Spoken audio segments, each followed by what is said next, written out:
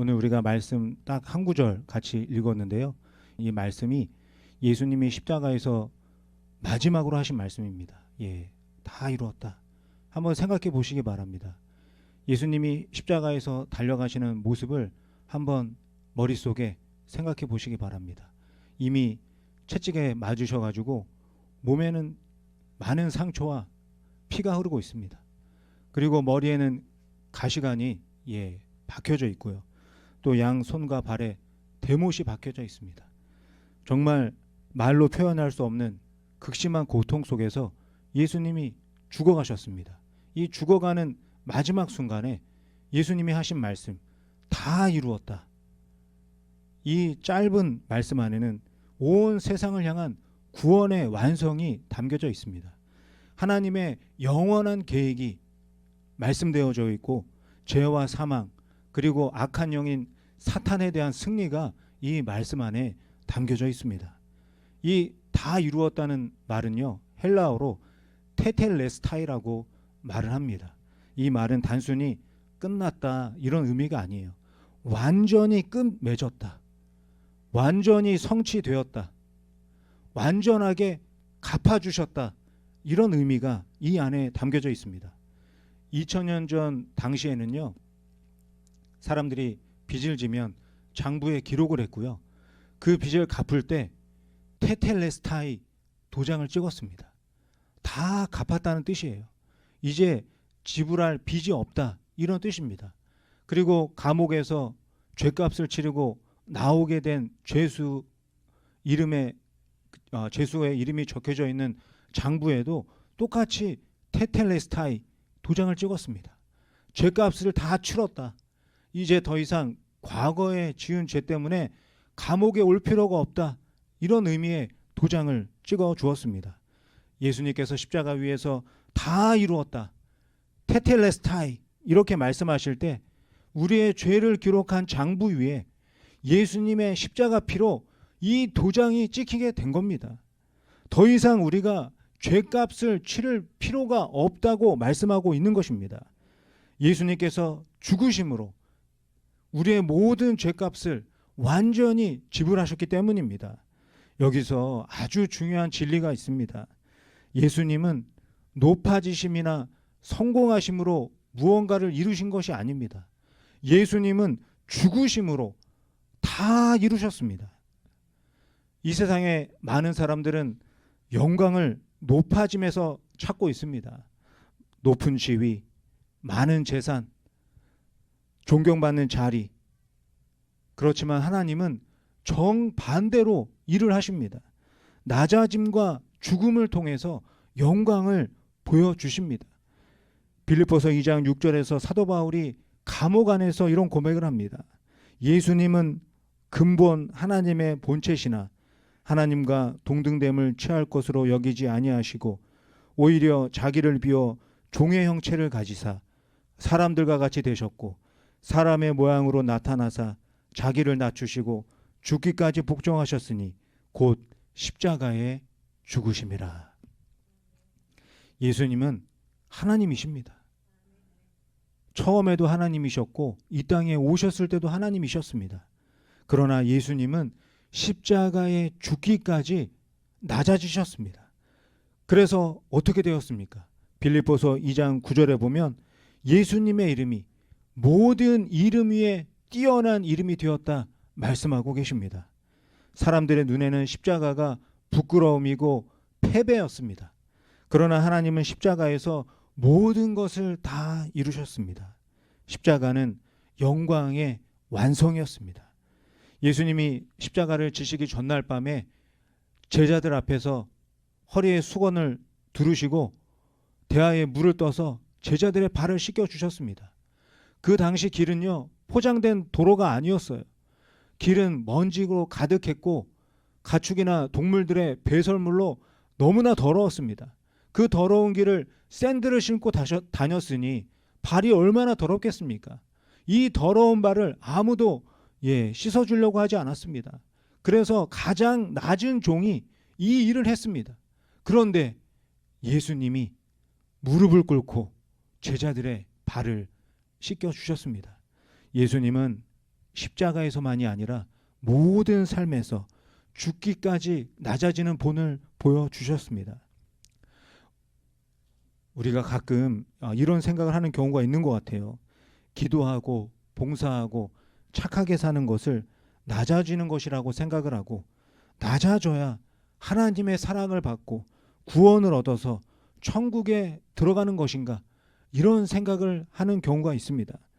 물론 기도하고 봉사하는 것 낮아지는 귀한 모습입니다. 그러나 그것이 구원의 조건이 될 수가 없습니다. 성경 에베소서 2장 8절과 9절에서 분명하게 말씀합니다.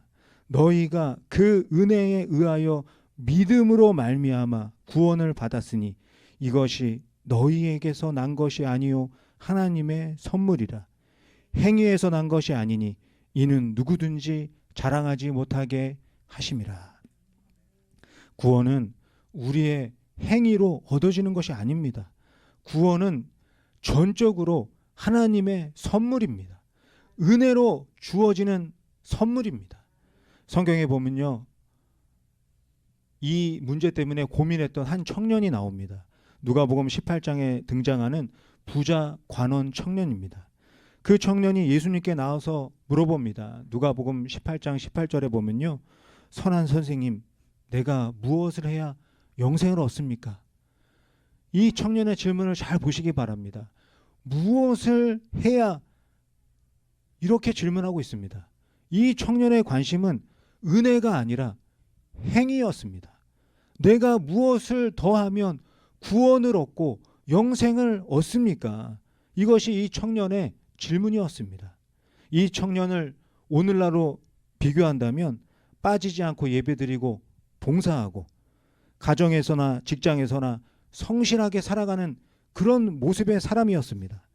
그런데 이 청년이 결정적인 순간 낮아지지를 못했습니다. 자기의 공로를 의지했고 자기의 소유를 붙잡았습니다. 은혜를 붙잡지 못했습니다. 십자가의 양쪽에서 죽은 강도를 생각해 보시기 바랍니다. 그 중에 한 명이 예수님께 이렇게 고백합니다. 누가복음 23장 42절에서 예수여, 당신의 나라에 임하실 때 나를 기억해 주세요. 이 죄수는 아무 공로가 없었습니다. 십자가에 달려 죽어 마땅한 그런 죄인이었습니다. 율법을 지킬 시간도 없었고 봉사할 기회도 없었고 헌금을 드릴 여유도 없었습니다. 그런데 예수님이 이 죄인에게 누가복음 23장 43절에서 말씀합니다. 오늘 네가 나와 함께 낙원에 있으리라. 사랑하는 성도 여러분, 이 말씀은 구원이 행위가 아니라 은혜라는 것을 너무나 분명하게 보여주고 있습니다. 이 죄수는 아무것도 내세울 것이 없습니다. 그러나 단 한마디, 주여 나를 기억해 주세요. 이 믿음의 고백으로 구원을 얻게 된 것입니다. 하나님의 은혜와 선물로 구원을 얻게 되었습니다. 우리가 잘 알고 있는 500년 전에 살았던 마틴 루터는요, 날마다 금식했습니다. 수없이 기도했습니다. 자기 몸을 채찍질하면서 죄를 씻어내려고 열심히 노력했습니다. 그런데 밤마다 잠이 오질 않았습니다. 내가 정말 구원받았을까? 하나님이 정말 나를 용서하셨을까? 그러던 어느 날 로마서 1장 17절 말씀을 다시 보게 되었습니다. 오직 의인은 믿음으로 말미암아 살리라. 이 말씀을 보고 루터가 깨닫게 됩니다. 아, 구원은 내가 열심히 율법을 지켜서 얻는 것이 아니었구나. 하나님의 은혜로 받는 것이었구나. 사랑하는 성도 여러분, 혹시 우리도 부자 관원처럼 내가 무엇을 더해야 합니까? 묻고 있지 않으십니까? 조금 더 봉사하면, 조금 더 기도하면, 내가 조금 더 착하게 살면, 이런 생각에 붙잡혀 있지 않으십니까? 그러나 십자가에서 죽으신 예수님은 오늘 저와 여러분에게 말씀하십니다. 다 이루었다. 구원은 이미 완성되었습니다. 우리는 십자가의 은혜를 믿음으로 받아들이기만 하면 됩니다.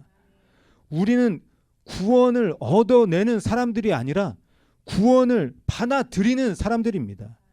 우리는 구원을 위해서 애써 달려가는 사람들이 아니라 구원 위에 서 있는 사람들입니다. 우리는 무엇을 더해야 하나 고민하는 사람들이 아니라 예수님이 말씀하신 다 이루었다, 이 말씀을 믿고 평안을 누리며 살아가는 사람들입니다. 구약성경 창세기 22장에 보면요, 아브라함이 이삭을 제물로 바치는 장면을 볼 수가 있습니다. 아브라함에게 이삭은 어떤 존재입니까? 아브라함에게 이삭은 전부였습니다. 오랫동안 기다려서 100세에 얻은 너무나 귀한 아들이었습니다. 그런데 하나님께서 창세기 22장 22절에서 말씀합니다. 네가 사랑하는 독자 이삭을 데리고 모리아 땅으로 가서 제물로 바쳐라. 여러분, 이 말씀을 듣고 아브라함이 이해할 수 있었겠습니까? 아브라함은 너무나 혼란스러웠습니다.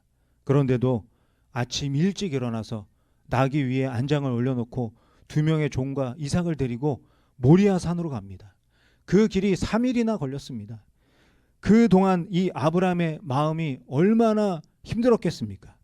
정말 이삭을 제물로 드려야 하는 것인가? 하나님은 나에게 왜 이런 말씀을 하시는 것인가? 3일 동안 아브라함은 자기 자신과 싸워야 했습니다. 마침내 모리아 산에 도착했을 때 2 종은 산 밑에 남겨놓고 아브라함과 이삭 둘이 올라갔습니다. 아브라함은 칼을 들고 불을 들고 올라갔고 이삭은 불을 태울 나무를 짊어지고 같이 올라갔습니다. 그런데 이 이삭이 보니까 너무 이상한 거예요. 그래서 아버지한테 물어봅니다. 아버지, 불과 나무는 있는데 번제할 어린 양은 없습니다. 그러자 아브라함이 힘겹게 이삭에게 이야기합니다. 아들아, 번제할 어린 양은 하나님께서 직접 준비할 것이다.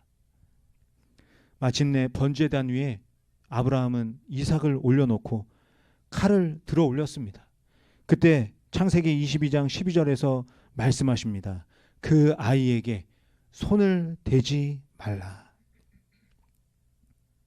그 순간 아브라함이 앞을 보니까 이 수풀 속에 양 한 마리가 걸려 있었습니다. 그래서 이삭 대신 이 양을 제물로 바칩니다. 아브라함이 드린 제사는 단순히 짐승을 바친 사건이 아닙니다. 이 사건은 아브라함의 마음 깊은 곳에 있는 자아가 죽은 사건입니다. 아브라함은 자신의 소망, 자신의 미래, 자신의 모든 것을 내려놓았습니다. 아들 이삭을 제물로 바치기 전에 아브라함 자신이 먼저 죽는 사건이 바로 오늘 창세기 22장 말씀입니다. 내가 기도해서 얻은 아들, 내가 100세에 얻은 아들, 나의 대를 이을 아들이 아니라 하나님이 하나님의 방법으로 하나님의 때 하나님의 뜻을 위해서 베풀어 주신 아들이라는 것을 이삭을 죽이기 전에 자신이 먼저 죽음으로 분명히 알게 된 것입니다. 아브라함의 자아가 죽을 때 이삭을 잃은 것이 아니라 이삭을 얻은 것보다도 더 큰 은혜를 약속받게 되었습니다. 성도 여러분, 하나님의 뜻은 내가 붙잡고 있을 때 이루어지지 않습니다. 나를 내려놓고 내가 죽을 때 하나님의 뜻이 이루어지게 되는 것입니다. 예수님도 요한복음 12장 24절에서 말씀합니다. 하늘의 밀이 땅에 떨어져 죽지 아니하면 그대로 있고 죽으면 열매를 맺는다. 밀알이 살아서 땅 위에 있으면 절대로 열매 맺을 수가 없습니다. 땅에 떨어져서 죽으면 그 안에서 싹이 나고 열매가 맺어지게 되는 것입니다. 아브라함이 죽고 이삭을 내려놓을 때 온 인류를 향한 구원이 시작되었습니다. 아브라함의 가문에서 메시아가 탄생하는 열매가 맺어지게 되었습니다. 사랑하는 성도 여러분, 우리에게도 내려놓아야 할 이삭이 있지 않습니까? 혹시 내 자녀입니까? 내 미래입니까? 내 직장이나 재물입니까? 아니면 내 자존심입니까? 내 체면입니까? 내 직분입니까? 아브라함처럼 내가 죽고 가장 소중한 것을 내려놓을 때 하나님은 더 큰 은혜를 베풀어 주십니다. 여러분, 내가 붙잡고 있는 것을 내려놓지 못하면 하나님의 뜻은 이루어지지 않습니다. 내가 죽을 때 그때 하나님은 일하십니다. 사랑하는 성도 여러분, 교회는 세상의 어떤 단체와도 다릅니다. 교회는 예수님과 함께 십자가에서 죽은 자들이 모인 곳입니다. 그런데도 왜 이 교회 안에 갈등과 다툼이 생길까요? 신약성경 고린도 교회 안에도 심각한 분열이 있었습니다. 어떤 사람은 나는 바울파라고 말합니다. 어떤 사람은 나는 아볼로파라고 말하고, 어떤 사람은 베드로파라고 말합니다. 심지어는 예수파도 있었어요. 이렇게 주장하면서 고린도 교회가 심각한 분열을 겪고 있었습니다. 이 소식을 듣고 사도 바울이 안타까워하면서 말합니다. 고린도전서 1장 13절에 보면요, 그리스도께서 어찌 나뉘었느냐? 왜 이런 일이 교회에 생길까요?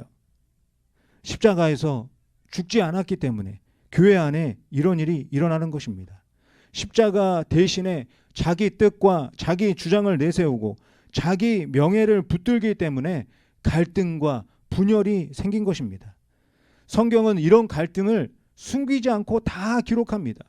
사도행전 15장에도 보면요, 바울과 바나바가 마가 요한 때문에 다투게 됩니다. 15장 39절은 서로 심히 다투어 피차 갈라서니 이렇게 기록하고 있습니다. 두 사람은 각자 다른 길을 갑니다. 바울은 신라와 함께 선교 여행을 떠나고 바나바는 마가를 데리고 선교를 떠납니다. 성령 충만한 사도들조차 이 갈등을 피하지 못했습니다. 왜 그랬겠습니까? 아직도 자아가 살아있기 때문입니다. 그런데 시간이 흘러서 이 바울이 디모데전서 4장 11절에서 놀라운 고백을 합니다. 마가를 데리고 오라. 그가 내일에 유익하니라. 바울이 거절했던 마가를 다시 받아들입니다. 어떻게 해서 이런 일이 일어났겠습니까? 바울의 마음속에 있는 자아가 죽고 십자가가 살아났기 때문입니다. 교회 안에서 갈등이 생길 때 우리는 자꾸 이렇게 질문합니다. 누가 맞나요? 누가 옳은가요? 그러나 십자가는 우리에게 질문합니다. 누가 먼저 죽을 것인가? 사랑하는 성도 여러분, 교회 안에 진정한 화해는요, 옳고 그름을 따지는 자리에서 이루어지지 않습니다.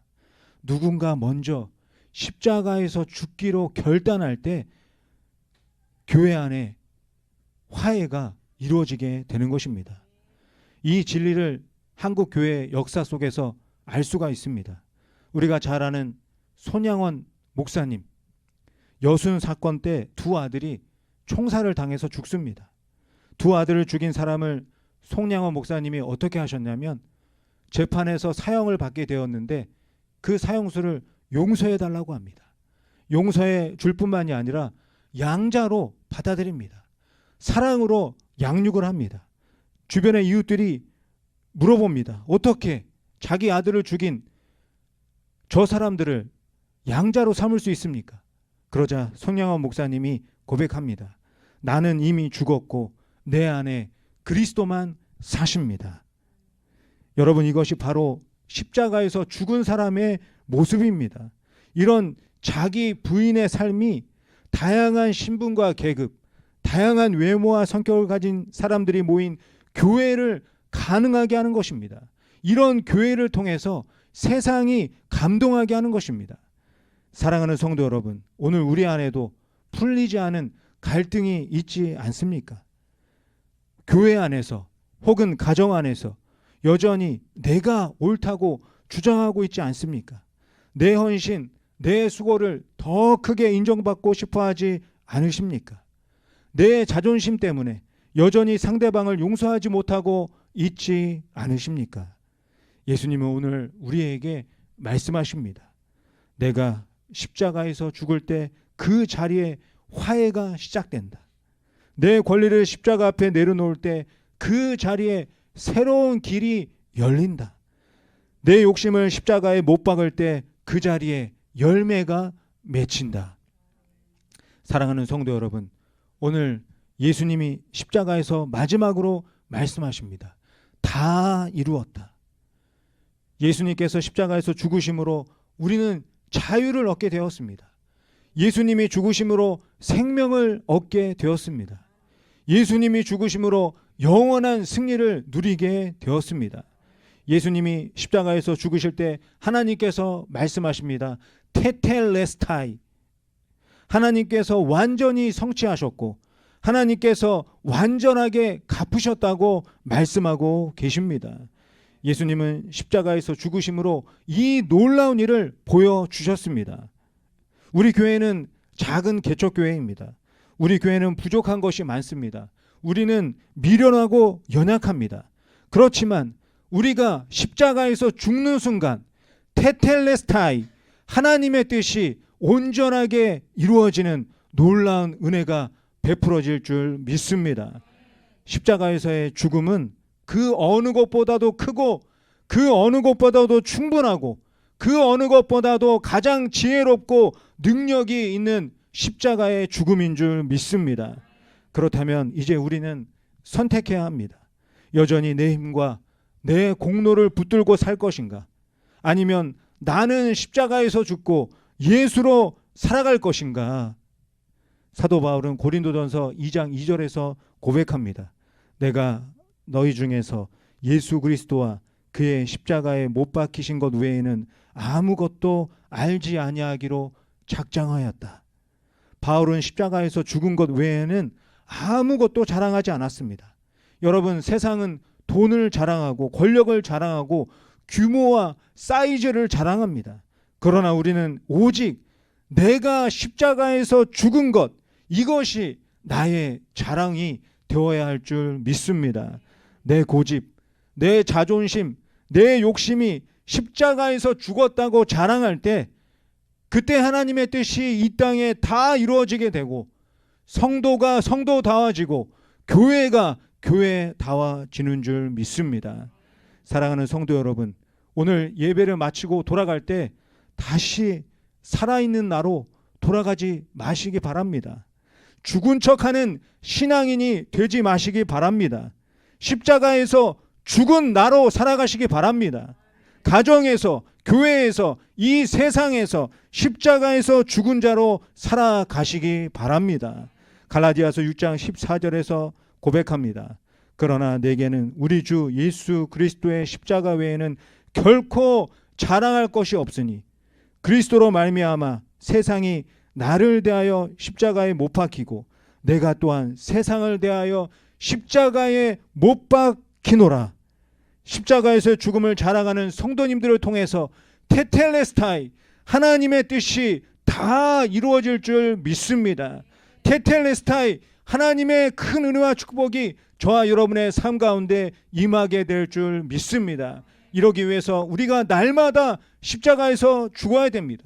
날마다 십자가 앞에 모든 것을 내려놓으시기를 바랍니다. 그래서 하나님이 기뻐하시는 성도, 하나님이 진정으로 원하는 교회가 되어 하나님께 영광 돌리며 살아가는 저와 여러분이 되시기를 예수님의 이름으로 간절히 축원드립니다.